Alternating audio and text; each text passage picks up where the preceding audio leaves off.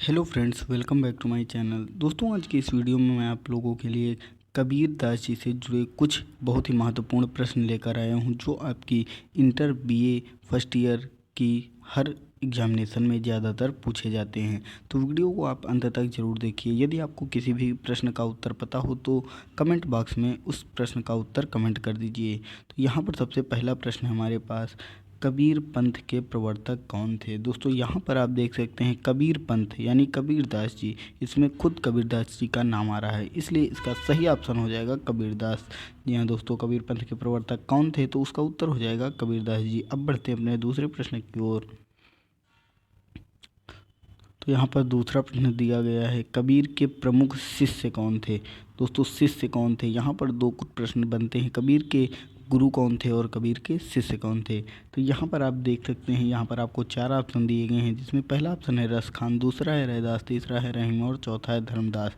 तो जो कबीर के शिष्य थे वो थे धर्मदास, यानी कि धर्मदास जी किसके शिष्य थे, कबीर के शिष्य थे। और इसी के साथ आपको मैं बता दूं कि इनके गुरु का नाम रामानंद था। आप इसे याद रखिएगा। तो अब बढ़ते हैं अपने तीसरे प्रश्न की ओर।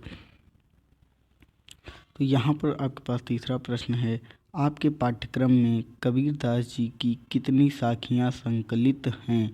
दोस्तों, संकलित का मतलब है आपके पाठ्यक्रम में कितनी साखियाँ जो है पढ़ाई जाएंगी और पढ़ाई जाती हैं। तो यहाँ पर आपके पास फर्स्ट ऑप्शन है 25, सेकंड ऑप्शन है 35, फोर्थ ऑप्शन है यहाँ पर आपके पास, थर्ड ऑप्शन 46 और 10 आखिरी ऑप्शन है। तो यहाँ पर आपके को याद रखना है कबीरदास जी द्वारा जो है 25 साखियाँ जो है आपके बीए फर्स्ट ईयर के पाठ्यक्रम में हिंदी फर्स्ट में जो है वो संकलित हैं। तो आपको ये चीज़ याद रखनी है। दोस्तों, अब बढ़ते हैं आगे। तो यहाँ पर हमारे पास फोर्थ क्वेश्चन है, कबीर की वाणी का संग्रह किसमें था। दोस्तों, बहुत इंपॉर्टेंट जो है ये प्रश्न है, कबीर की वाणी का संग्रह यानी कबीर की वाणी को क्या कहते हैं, इस तरह से भी आपसे प्रश्न पूछा जा सकता है। या फिर साखी शबद रामायणी के संग्रह को क्या कहते हैं। ये तीनों प्रश्न का उत्तर एक ही होगा। दोस्तों, यहाँ पर आपके पास पहला शब्द है बीजक, दूसरा ऑप्शन है शबद, तीसरा है साखी और चौथा इनमें से कोई नहीं। तो दोस्तों, इसका जो सही ऑप्शन बीजक होगा। और बीजक में क्या क्या है, तीन चीज़ें सम्मिलित होती हैं। बीजक के तीन भाग हैं, जिसका पहला भाग है साखी, दूसरा है शबद और तीसरा भाग है रामायणी। तो आपको ये चीज़ जो है याद रखनी है। बीजक में आपको तीन चीज़ मिलती हैं, साखी, शबद और रामायणी। दोस्तों, बढ़ते हैं अपने अगले प्रश्न की ओर।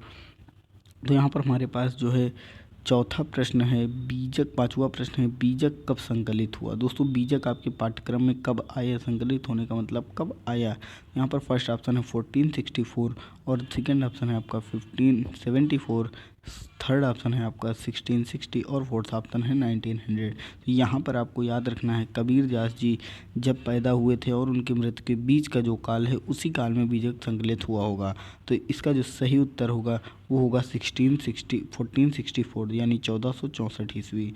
दोस्तों, 1464 ईस्वी में कबीरदास जी का बीजक जो है वो संकलित हुआ। तो यहाँ पर इस प्रश्न को भी आपको काफ़ी ज़्यादा दिमाग में रखना है, क्योंकि ये प्रश्न भी आपसे पूछा जा सकता है। तो अब बढ़ते हैं अपने अगले प्रश्न की ओर। तो यहाँ पर हमारे पास अगला प्रश्न है, बीजक के कितने भाग हैं। बीजक के कितने भाग हैं। दोस्तों, अभी ऊपर पहले मैंने आपको बताया है इस प्रश्न का। अगर आपको इस प्रश्न का उत्तर अभी याद हो तो आप नीचे कमेंट कर दीजिए। दोस्तों, यहाँ पर ऑप्शन है 3, 4, 1, 8। दोस्तों, अभी मैंने ऊपर वाले प्रश्न पे आपको बताया था कि बीजक के तीन भाग होते हैं, जिसका पहला भाग होता है साखी, दूसरा होता है शबद और तीसरा होता है रामायणी। यानी कि साखी, शबद और रामायणी तीन ऑप्शन होते हैं, पहला साखी, दूसरा शबद, तीसरा रामायणी। दोस्तों, इन्हीं तीनों के संग्रह को जो है बीजक कहलाता है, इन्हीं तीनों का संग्रह। तो दोस्तों, यहाँ पर आज के लिए बस इतने ही प्रश्न हैं। मुझे पता है कि प्रश्न थोड़े कम हैं, लेकिन आप लोग इन प्रश्नों को याद जरूर करें, क्योंकि ये प्रश्न आपसे पूछे जा सकते हैं।